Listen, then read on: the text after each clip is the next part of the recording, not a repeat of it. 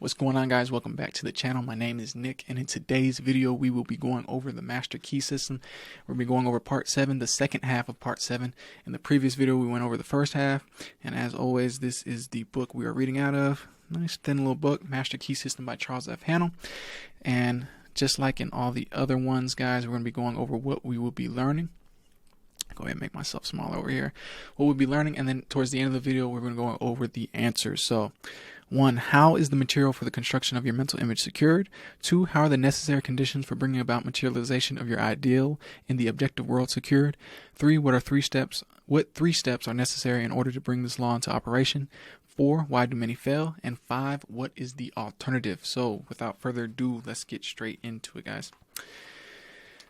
The law is that thought will manifest in form, and only one who knows how to be the divine thinker of his own thoughts can ever take a master's place and speak with authority. Clearness and accuracy are obtained only by repeatedly having the image in mind. Each repeated action renders the image more clear and accurate than the preceding, and in proportion to the clearness and accuracy of the image will the outward manifestation be. You must build it firmly and securely in your mental world, the world within, before it can take form in the world without, and you can build nothing of value even in the mental world unless you have the proper material. When you have the material, you can build anything you wish, but make sure of your material. You cannot make broadcloth from shoddy. This material will be brought out by millions of silent mental workers and fashioned into the form of the image which you have in mind. Think of it. You have over 5 million of these mental workers, ready and in active use.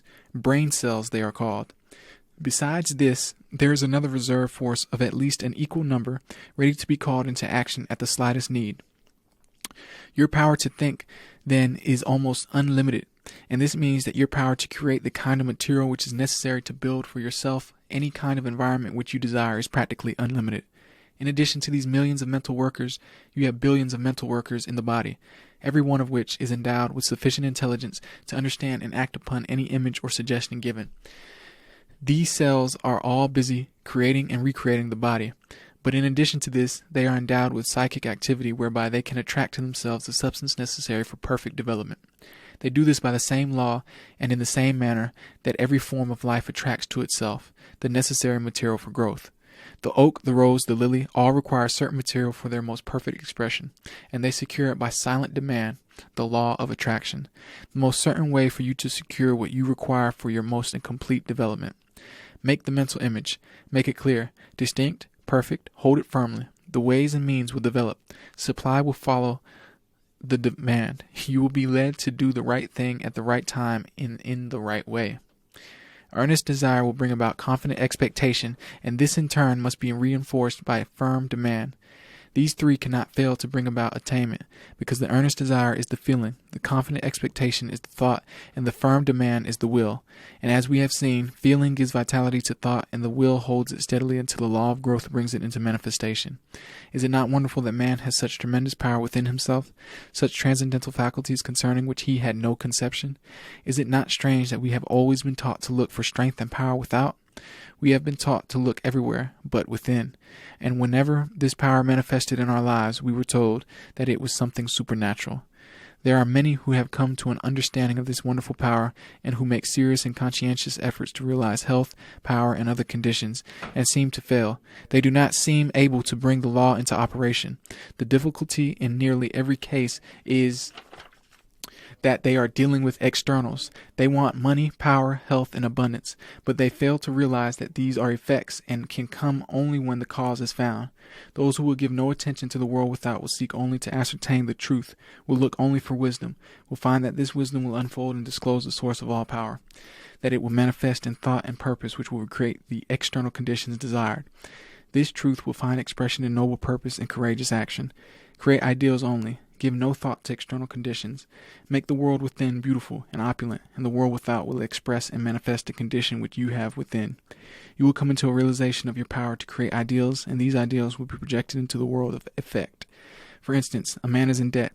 He will be continually thinking about the debt, concentrating on it, as thoughts are causes. The result is that he not only fastens the debt closer to him, but actually creates more debt.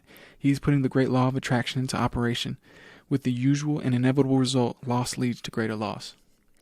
What then is the correct principle? Concentrate on the things you want, not on the things you do not want. Think of abundance. Idealize the methods and plans for putting the law of abundance into operation.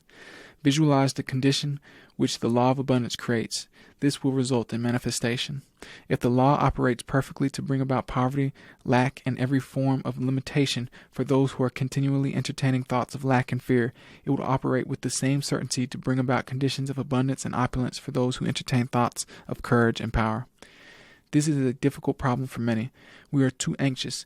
We manifest anxiety, fear, distress. We want to do something. We want to help. We are like a child who has just planted a seed and every 15 minutes goes and stirs up the earth to see if it is growing. Of course, under such circumstances, the seed will never germinate.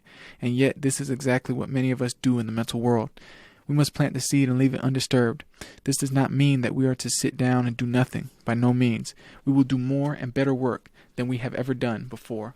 New channels will constantly be provided. New doors will open. All that is necessary is to have an open mind. Be ready to act when the time comes. Thought force is the most powerful means of obtaining knowledge, and if concentrated on any subject will solve the problem. Nothing is beyond the power of human comprehension, but in order to harness thought force and make it do your bidding, work is required. Remember that thought is the fire that creates the steam that turns the wheel of fortune, upon which your experiences depend. Ask yourself a few questions and then reverently await the response. Do you not now and then feel the self within you? Do you assert this self or do you follow the majority? Remember that majorities always led, they never lead. It was the majority that fought tooth and nail against the steam engine, the power loom, and every other advance or improvement ever suggested. For your exercise this week, visualize your friend, see him exactly as you last saw him. See the room, the furniture, recall the conversation. Now see his face, see it distinctly. Now talk to him about some subject of mutual interest. See his expression change, watch him smile. Can you do this? All right, you can. Then arouse his interest, tell him a story of adventure. See his eyes light up with the spirit of fun or excitement. Can you do all of this? If so, your imagination is good. You are making excellent progress. All right, guys, so that was the second half of part 7. So let's go ahead and go over the answers to the questions. So number 1, how is the material for the construction of your mental image secured? By millions of mental workers, brain cells they are called. How are the necessary conditions for bringing about the materialization of your ideal in the objective world secured? They are secured by the law of attraction, the natural law by which all conditions and experiences are brought about.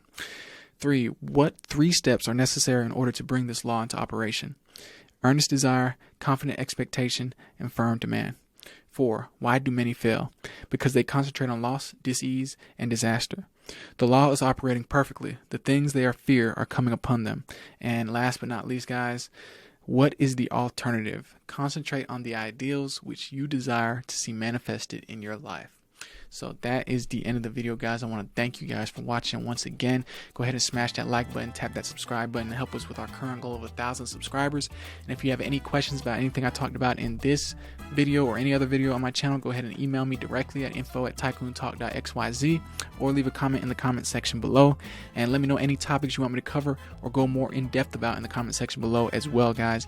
And all of my links are in the description box below to my socials, online store, and everything in between. So go ahead and check that out. And if you enjoyed this video, go ahead and check out the other videos on my channel where I talk about how to make money with cryptocurrency, how to fix your credit, the financial markets, and a whole bunch of other information, cool information that you can't necessarily Google and find on your own. So go ahead and check that out. They're all in 3 different playlists. So scroll over and you'll see them nicely organized for you there. And as always, guys, I want to thank you again and send infinite abundance to you now and forever, my friends. I will see you again tomorrow. Peace.